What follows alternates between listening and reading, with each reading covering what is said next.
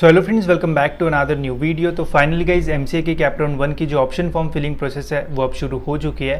And इस video में guys मैं आपको डिटेल में स्टेप बाय स्टेप बताने वाला हूँ कि कैसे आपको अपना पूरा जो ऑप्शन फॉर्म है वो फिल करना है, कैसे उसमें कॉलेजेस के नाम डालना है, कैसे प्रेफरेंस देना है, एंड सबसे इंपॉर्टेंट कैसे फॉर्म को सबमिट करना है। ये सब कुछ मैं आपको इस वीडियो में बताऊँगा। तो वीडियो पूरा एंड तक देखते रहिए ताकि आपको सारी जो इंपॉर्टेंट चीज़ है वो समझ में आ जाए।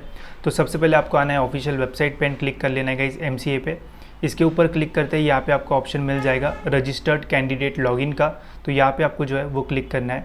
यहाँ पे क्लिक करने के बाद गाइज यहाँ पे आपको अपना जो एप्लीकेशन आईडी एंड जो पासवर्ड है वो डाल देना है। तो यहाँ पे मैं डाल देता हूँ, जो भी आपका एप्लीकेशन आईडी होगा वही डालना, ठीक है, तभी लॉगिन होगा, नहीं तो प्रॉब्लम आएगा।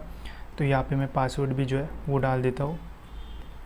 एंड फिर यहाँ पे कैप्चा में एक मैथ्स का सम रहेगा, तो उसका आंसर यहाँ पे जो है वो आपको लिखना है एंड लॉगिन के बटन पे जो है वो कर देना है क्लिक। लॉगिन करते ही गाइज आपके सामने कुछ ऐसा इंटरफेस जो है वो आपको देखने को मिलेगा। यहाँ पे आपका वेरिफिकेशन का बाकी सारी चीज़ें रहेगी, ठीक है। एंड अगर आपको लेफ्ट हैंड साइड में फिल कैप राउंड 1 का ऑप्शन फॉर्म का ऑप्शन मिल रहा है तो समझ लेना आपकी सारी जो चीज़ है वो सही है। आपको कोई भी और चीज़ें एक्स्ट्रा करने की ज़रूरत नहीं है, आपका सब वेरिफिकेशन वगैरह जो है वो सही से हुआ है, ठीक है। तो अभी ऑप्शन फॉर्म फिल करने के लिए सबसे पहले तो आपको इस वाले ऑप्शन पे फिल कैप राउंड 1 ऑप्शन के ऊपर जो है वो क्लिक करना है। इसके ऊपर क्लिक करते ही यहाँ पे आपको जो है वो ऑप्शन फॉर्म का स्टेटस देखने को मिलेगा। Status of option form for cap round 1 not confirm, because अभी हमने भरा नहीं है इसलिए नॉट कन्फर्म्ड है। जैसे ही हम भरेंगे यहाँ पे कंप्लीटेड या फिर ऐसा जो है वो लिख के आएगा, ठीक है। फिर इसके बाद गाइज यहाँ पे सारी जो इंस्ट्रक्शंस है वो लिखी हुई है। एंड सबसे इंपॉर्टेंट इंस्ट्रक्शन इसमें यही बताया गया है कि एक बार अगर आप अपना जो फॉर्म है वो सबमिट कर देते हो ओटीपी वगैरह डाल के, तो उसके बाद आप जो चेंजेस है वो नहीं कर सकते हो, ठीक है। उसके अलावा यहाँ पे फ्रीज़, ऑटो फ्रीज़, ये सब कुछ बताया है, तो इसके ऊपर डिटेल वीडियो में बनाऊँगा, वो देख लेना, उससे आपको सारी जो चीज़ है वो समझ में आ जाएगी, ठीक है। तो ऑप्शन फॉर्म फिल करने के लिए यहाँ पे आपको सबसे पहले स्टार्ट फिलिंग के ऊपर जो है वो कर देना है क्लिक।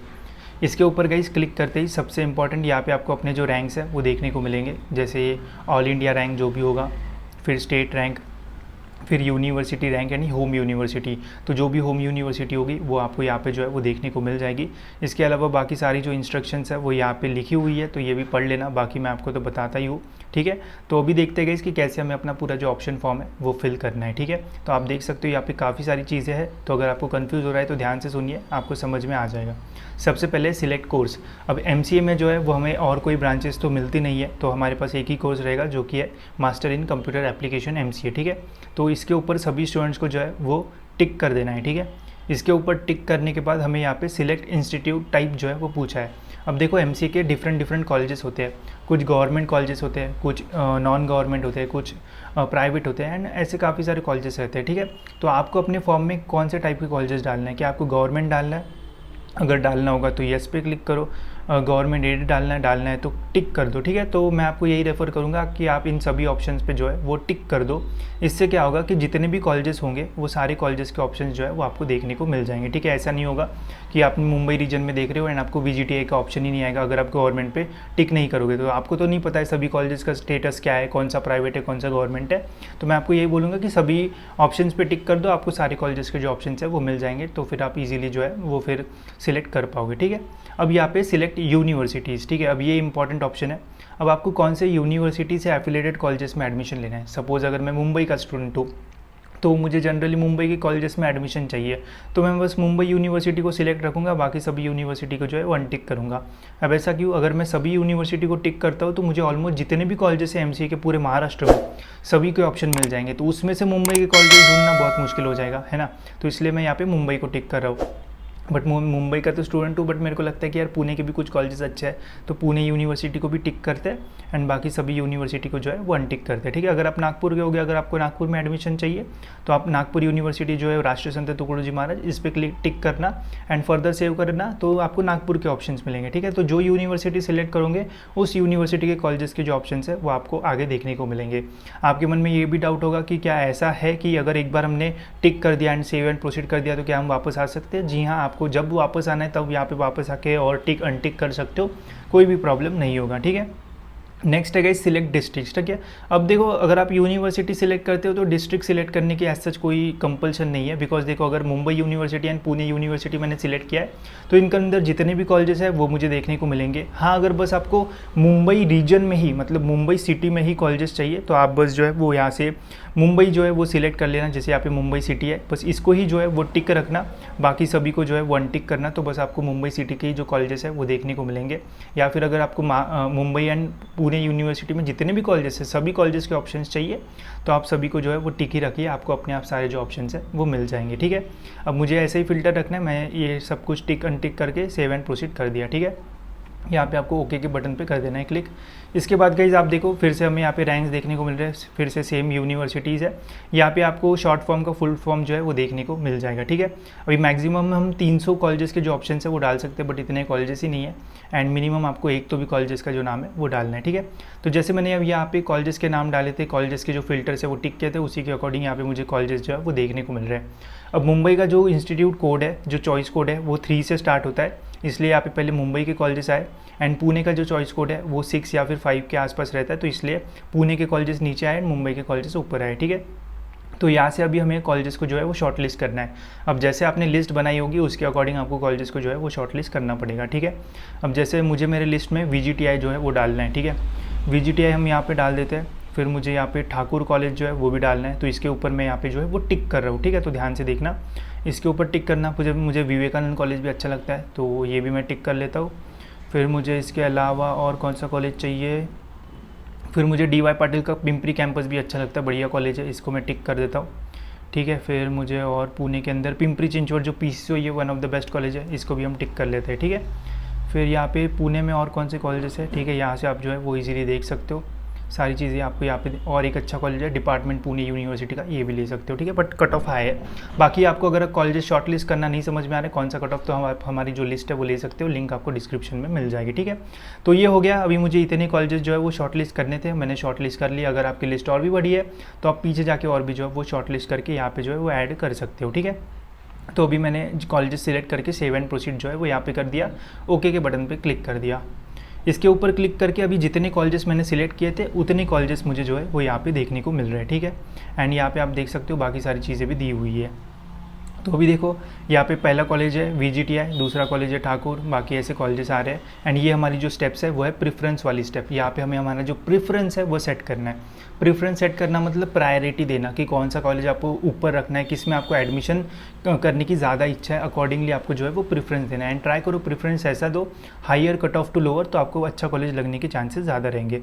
अब इनका सिस्टम प्रेफरेंस देने का कैसा है वो ध्यान से देख लो। ठीक है, अभी मुझे जो पुणे यूनिवर्सिटी का डिपार्टमेंट वाला कॉलेज है ये वाला, इसको मुझे सेकंड प्रेफरेंस देना है। ठीक है, अभी ये 4th नंबर पे है, बट मुझे इसे जो है वो सेकंड प्रेफरेंस देना है। तो अब मैं क्या करूँगा, इस कॉलेज को जो है वो सिलेक्ट कर लूँगा। सिलेक्ट मतलब बस एक क्लिक कर दूँगा एंड यहाँ पे आपको 2 एरो मिलेंगे। ठीक है, तो अगर मुझे इसको सेकंड पे लेना है तो मैं इस पर ऊपर क्लिक करूँगा एंड एरो का अपर वाला जो पार्ट है वो क्लिक करूँगा, अपर एरो। तो आप देखो ये पुणे यूनिवर्सिटी 4th से सेकंड पे आ गया। अभी मुझे और एक ऊपर चाहिए, तो अभी देखो ये सेकंड प्रेफरेंस पे आ गया। ठीक है, VGTI फिर डिपार्टमेंट। अभी यहाँ पे मुझे जो है वो पिंपरी चिंचवड जो है वो 3rd नंबर पे लाना है। ठीक है, अभी यहाँ पे 6th नंबर पे मुझे पिंपरी चिंचवड का जो प्रेफरेंस है वो 3rd रखना है, तो इसके ऊपर मैं क्लिक कर दूंगा एंड इसे ऊपर कर दूंगा। ठीक है, तो देखो ये ऊपर जा रहा है एंड ये हमारे यहाँ पे 3rd नंबर पे आ गया। ठीक है, फिर मुझे जो है वो ठाकुर जो है वो 4th पे रखना है, विवेकानंद 5th पे रखना है एंड DY पाटिल 6th पे रखना है। ठीक है, तो ऐसा मैंने प्रेफरेंस जो है वो दे दिया।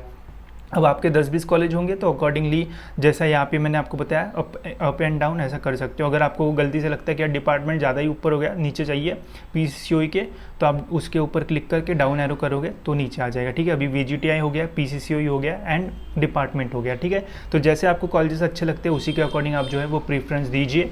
एंड प्रेफरेंस एक बार हो गया आपका तो सेव एंड प्रोसीड पे जो है वो आपको कर देना है क्लिक। ठीक है, अगर आपको इसके बाद भी प्रेफरेंस वगैरह चेंज करना है तो आप बिल्कुल सारे जो प्रेफरेंस है वो चेंज कर सकते हो, कोई भी प्रॉब्लम आपको जो है वो नहीं आएगा। ठीक है, यहाँ से भी आप जितनी स्टेप्स अभी तक हमने कंप्लीट किया, अगर आपको बैक जाना है तो आप बैक जाके पूरा पहले से फॉर्म जो है वो एडिट कर सकते हो।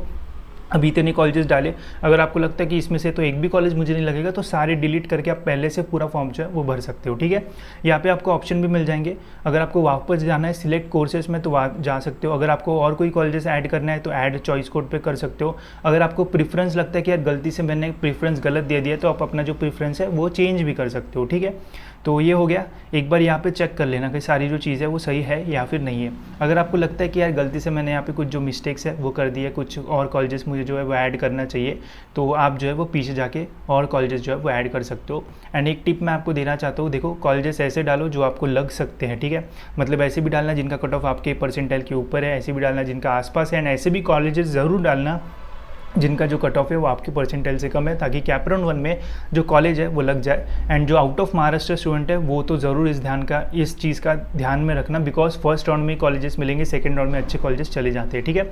मैंने वीडियो भी बनाया कि कैसे आपको लिस्ट बनाना चाहिए, वो वीडियो ज़रूर देखना, आपको समझ में आ जाएगा, ठीक है। तो अगर कोई डाउट नहीं है, अगर सारी चीज़ें आपको सही लगती है तो फॉर्म जो है वो आपको सबमिट करना है। फॉर्म सबमिट करने के लिए यहाँ पे आपको अपना एक जो पासवर्ड है वो डालना पड़ेगा। कौन सा पासवर्ड? जिससे हमने लॉगिन किया था, एप्लीकेशन आईडी एंड पासवर्ड वाला वो पासवर्ड। फिर आपके रजिस्टर्ड मोबाइल नंबर पे एक OTP आएगा, OTP डाल देना है, अपने फॉर्म को जो है वो सबमिट कर देना, ठीक है। याद रखो, एक बार आपने पासवर्ड डाला, OTP डाला एंड सबमिट किया, उसके बाद आप अपने फॉर्म में चेंजेस नहीं कर पाओगे, फिर आप डायरेक्ट कैपराउंड 2 में फॉर्म में जो चेंजेस है वो कर पाओगे, ठीक है। तो सबमिट करने के पहले 10 बार सोचना, देख लेना अच्छे से, घर में पूछ लेना, कि जिसको पूछना है पूछ लेना, बट एक बार कंफर्म करने के बाद फिर जो है वो नहीं हो पाएगा, ठीक है। तो यहाँ पे पासवर्ड डाल के OTP डाल के आप अपना जो फॉर्म है वो सबमिट कर देना, तो आप जो है वो आपका प्रोसेस कंप्लीट हो जाएगा एंड आपको अपना जो स्टेटस है वो कंप्लीट में देखने को मिलेगा। एंड जब अलॉटमेंट लेटर आएगा तब आपको पता चल जाएगा कि आपको कौन सा जो कॉलेज है वो अलॉट हुआ है, ठीक है।